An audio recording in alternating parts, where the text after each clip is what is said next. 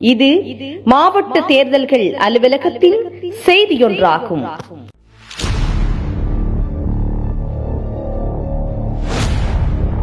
எதிர்வரும் செப்டம்பர் மாதம்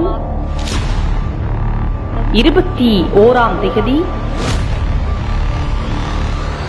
சனிக்கிழமை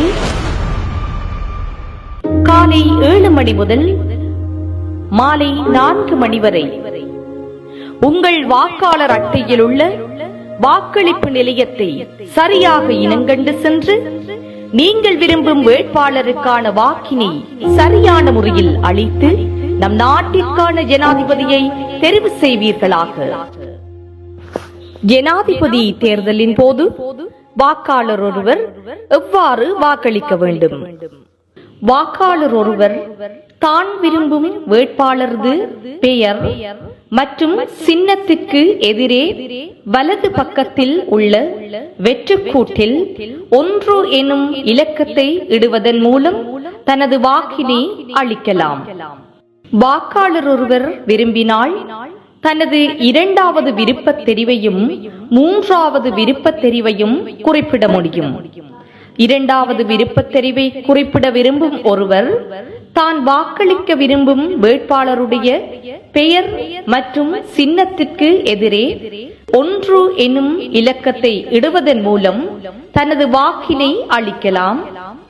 2வது தெரிவிற்குரிய வேட்பாளர் மற்றும் சின்னத்திற்கு எதிரே 2 எனும் இலக்கத்தினை இடுதல் வேண்டும். 3வது விருப்பத் தெரிவையும் பிரயோகிக்க விரும்பும் வாக்காளர் 3வது தெரிவிற்குரிய வேட்பாளர் மற்றும் சின்னத்திற்கு எதிரே 3 எனும் இலக்கத்தினை இடுதல் வேண்டும். இவை ஏற்றுக்கொள்ளப்படும் வாக்கு.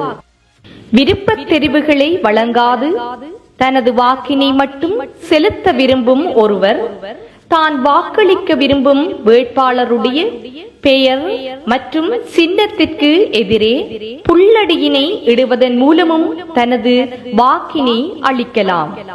புல்லடி இடுவதன் மூலம் தனது வாக்கினை அளிக்கும் ஒருவர் தனது 2வது 3வது விருப்பத் தெரிவுகளை குறிப்பிட முடியாது. உங்களால் அளிக்கப்படுகின்ற வாக்குகள் நிராகரிக்கப்படுகின்ற சந்தர்ப்பங்கள்: 1 என அடையாளமிட்டு தமது வாக்கினை அளிக்காமல் 2வது 3வது விருப்பத் தெரிவுகள் மாத்திரம் அளித்திருந்தால் இது நிராகரிக்கப்படும் வாக்கு.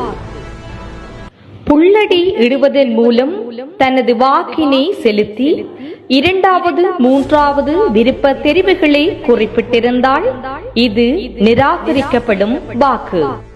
1க்கு மேற்பட்ட புல்லடிகளை பயன்படுத்தி வாக்களித்திருந்தால் இது நிராகரிக்கப்படும் வாக்கு.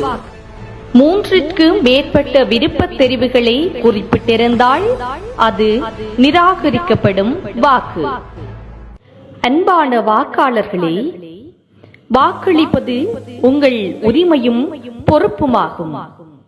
எனவே காலதாமதத்தை தவிர்த்துக் கொள்வதற்காக நேர காலத்துடன் உங்களுக்குரிய வாக்களிப்பு நிலையத்திற்கு சென்று வாக்களிக்குமாறு உங்களை அன்பாக வேண்டி நிற்கின்றோம்.